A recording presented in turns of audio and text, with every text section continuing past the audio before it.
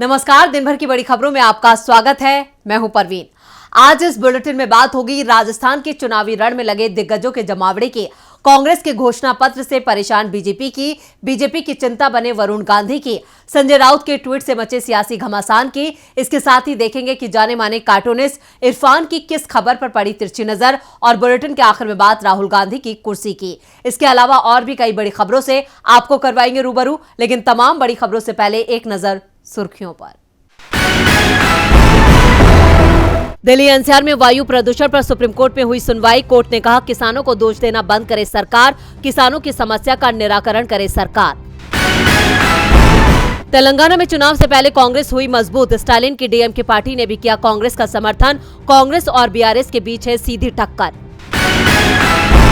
Uttarkashi tunnel में auger machine से drilling हुई शुरू। मंत्री प्रेमचंद अग्रवाल ने किया निरीक्षण। 41 मजदूरों का पहला फुटेज आया सामने। मजदूरों से हुई बातचीत। बढ़त के साथ बंद हुआ शेयर बाजार। सेंसेक्स 275 अंक चढ़कर 65,930 पर हुआ बंद। निफ्टी 89 अंकों की बढ़त के साथ 65,930 पर हुआ बंद। ये तो थी सुर्खियां, और अब बात आज की सबसे बड़ी खबर की। राजस्थान के चुनावी रण में बीजेपी और कांग्रेस चुनाव प्रचार के मैदान में डटे हैं। आज राजस्थान में पीएम मोदी, अमित शाह और जेपी नड्डा के साथ तमाम दिग्गजों ने रैली की, तो दूसरी तरफ कांग्रेस की तरफ से मल्लिकार्जुन खड़गे और राहुल गांधी ने जनसभाओं को संबोधित किया।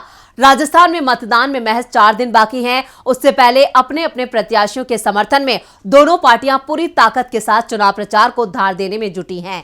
इस बीच जमकर बयानबाजी भी हो रही है, तो किसने क्या कहा, देखते हैं इस रिपोर्ट में। राजस्थान में विधानसभा चुनाव में सिर्फ 4 दिन बचे हैं, साथ ही चुनाव प्रचार अंतिम दौर में है। 23 नवंबर शाम 6 बजे प्रचार थम जाएगा। ऐसे में अब अंतिम दिनों में राजस्थान में बैक टू बैक जनसभाएं हो रही हैं।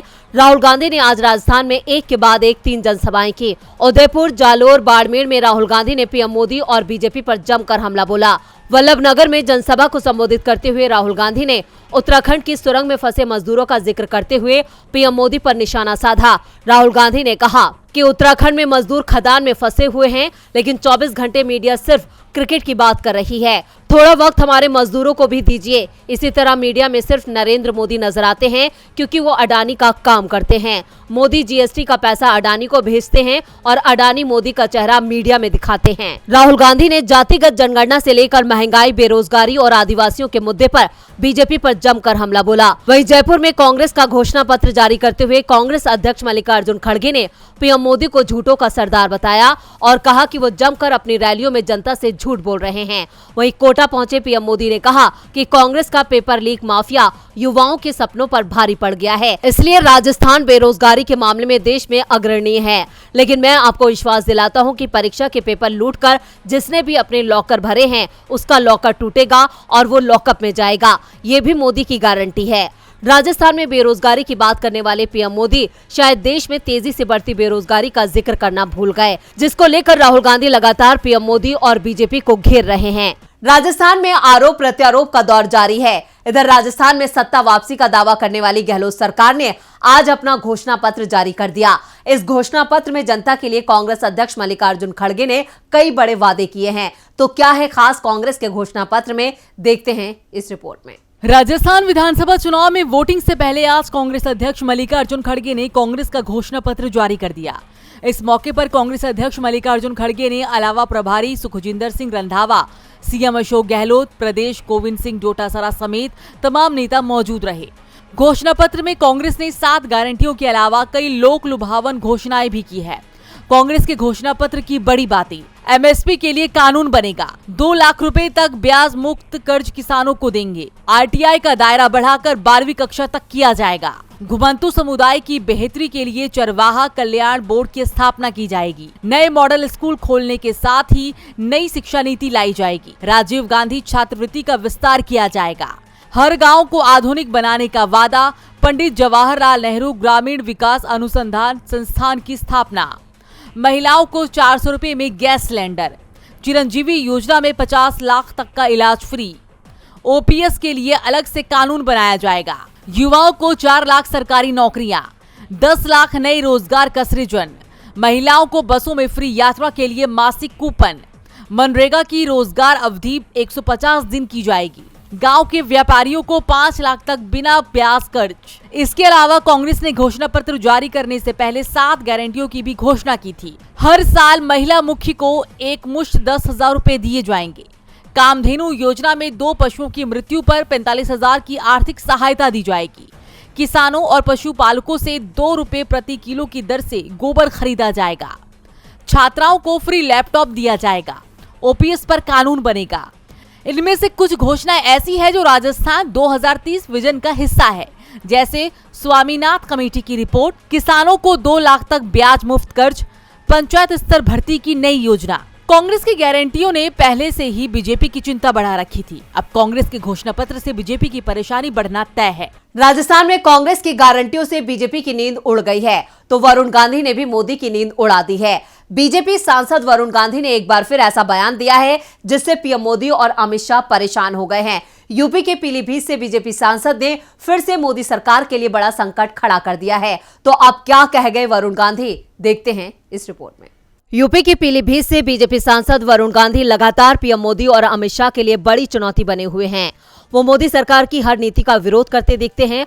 वरुण के बागी तेवरों से बीजेपी भी परेशान है। नेहरू और गांधी परिवार पर बीजेपी नेता और पीएम मोदी हमेशा हमलावर रहे हैं। किसी भी बड़ी घटना को लेकर पीएम मोदी हमेशा नेहरू और गांधी परिवार को जिम्मेदार बता देते हैं।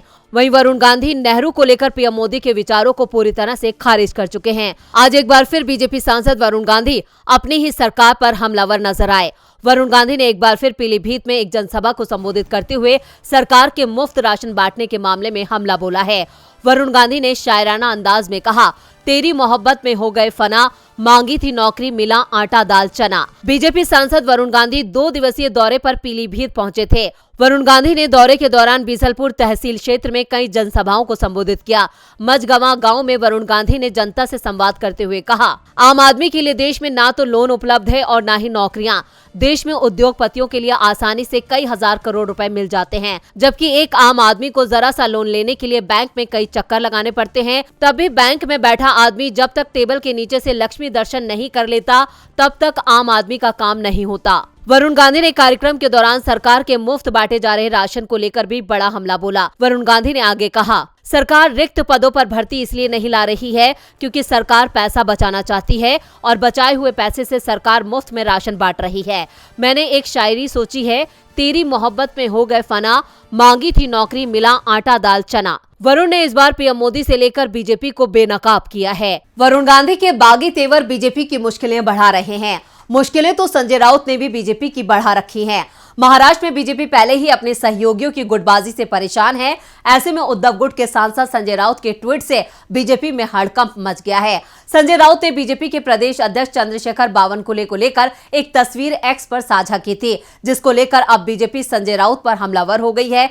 क्या है पूरी खबर, देखते हैं ये रिपोर्ट। शिवसेना उद्धव गुट के प्रवक्ता और सांसद संजय राउत के एक ट्वीट ने महाराष्ट्र की राजनीति में हंगामा मचा दिया है। संजय राउत की इस ट्वीट में कथित तौर पर महाराष्ट्र बीजेपी अध्यक्ष चंद्रशेखर बावनकुले को एक कैसीनो में दिखाया गया है।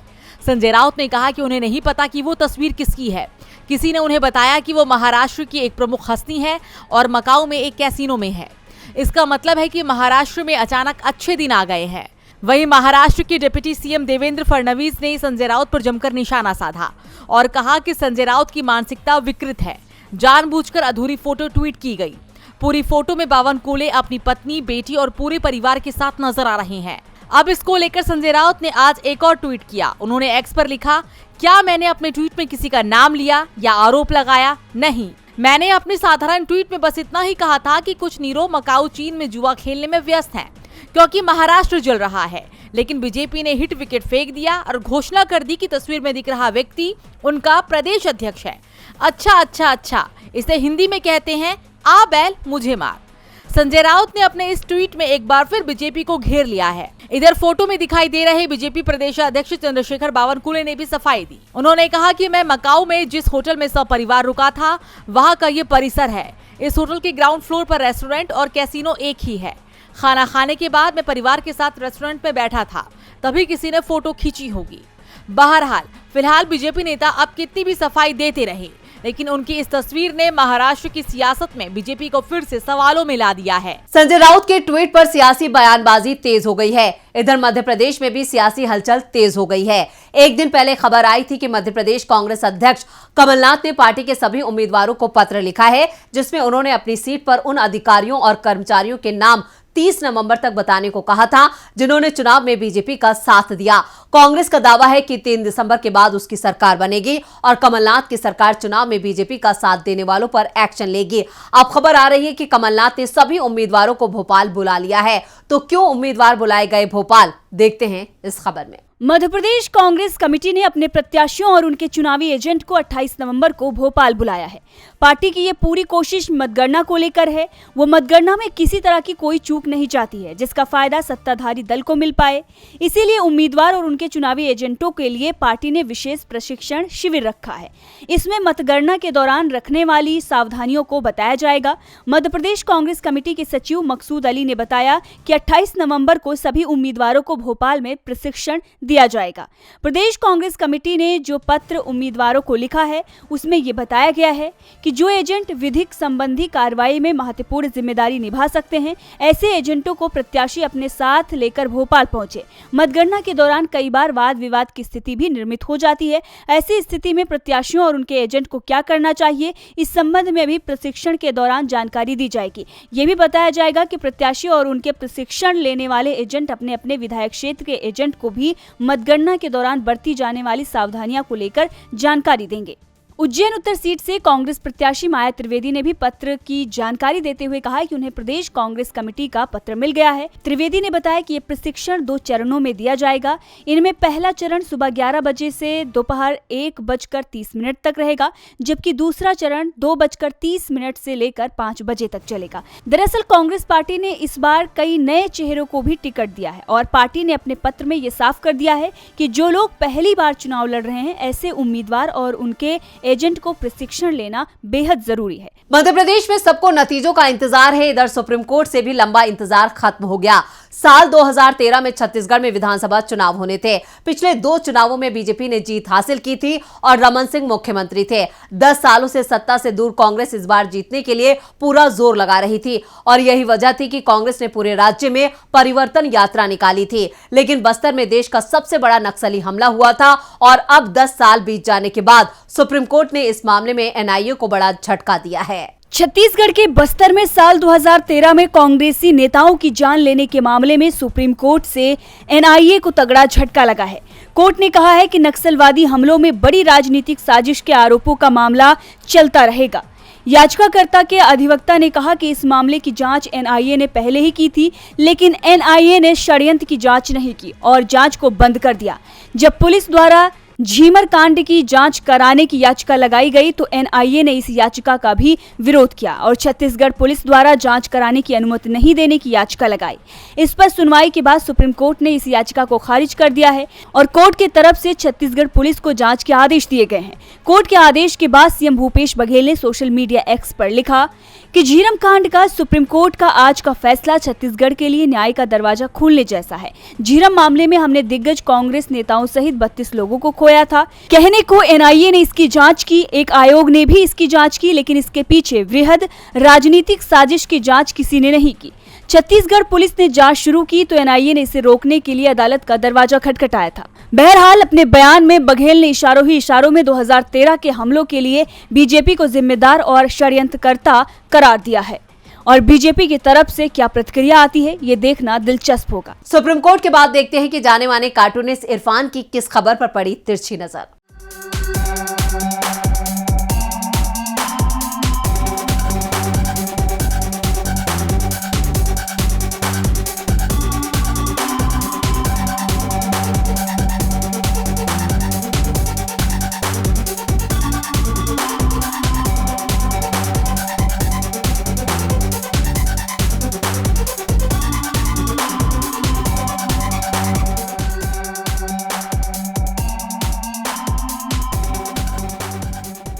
नारायण मूर्ति के 70 घंटे काम करने की सलाह को चुनावी मामा शिवराज सिंह ने पूरी तरह से मान लिया है।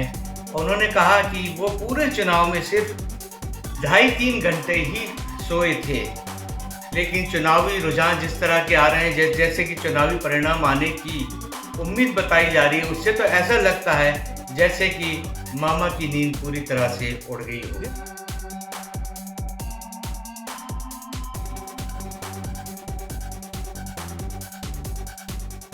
बहुत बहुत शुक्रिया इरफान जी। और बुलेटिन के आखिर में बात राहुल गांधी की कुर्सी की। राहुल गांधी की भारत जोड़ो यात्रा जारी है। कभी वो कुलियों के साथ दिखाई देते हैं तो कभी मजदूरों के साथ। 7 सितंबर को राहुल गांधी अचानक दिल्ली के कीर्ति नगर के फर्नीचर मार्केट पहुंच गए थे, जहां उन्होंने एक पूरा दिन कारपेंटरों के साथ बिताया था। इस दौरान राहुल गांधी ने अपने हाथ से एक टेबल कुर्सी तैयार की थी और अब इस कुर्सी के साथ राहुल गांधी ने क्या किया है, देखते हैं इस रिपोर्ट में। राहुल गांधी ने अपने हाथ से एक कुर्सी और टेबल बनाई थी। 7 सितंबर को एशिया के सबसे बड़े फर्नीचर मार्केट कीर्ति नगर में जब राहुल गांधी पहुंचे थे तो यहां सबसे पहले उन्होंने कारपेंटरों से बात की थी, उनकी परेशानियों को समझा और इसके बाद उन्होंने अपने हाथों से एक टेबल और कुर्सी भी बनाई थी। बाद में इसे वो अपने साथ ले गए थे। इस टेबल कुर्सी की चर्चा उस समय पूरे देश में हुई, लेकिन राहुल गांधी ने इसका क्या किया, इस पर चर्चा नहीं हुई। लेकिन अब खबर आ रही है कि जिस टेबल कुर्सी को राहुल गांधी ने तैयार किया था उसे उन्होंने अपने पास नहीं रखा है। उन्होंने ये टेबल और कुर्सी दिल्ली के कड़कड़डुम्मा के दिव्यांग जनों से संबंधित प्रमिलाबाई चौहान स्कूल के स्टूडेंट्स को दान कर दी है।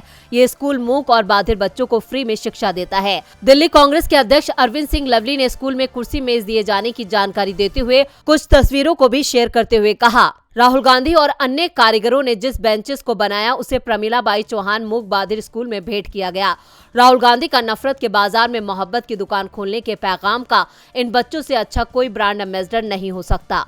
जब राहुल गांधी ने कुर्सी और टेबल बनाई थी तो जिन कारीगरों ने राहुल गांधी का सहयोग किया था, उन्होंने कहा था कि बच्चे जब इन टेबल कुर्सी पर बैठते हैं तो उन्हें ये पता नहीं होता कि इन्हें किसने बनाया, लेकिन जो कुर्सी राहुल गांधी ने बनाई है जब उस पर बैठेंगे तो जरूर कहेंगे कि इसे राहुल गांधी ने बनाया है। तो आज इस बुलेटिन में इतना ही। देखते रहिए DB लाइव। नमस्कार।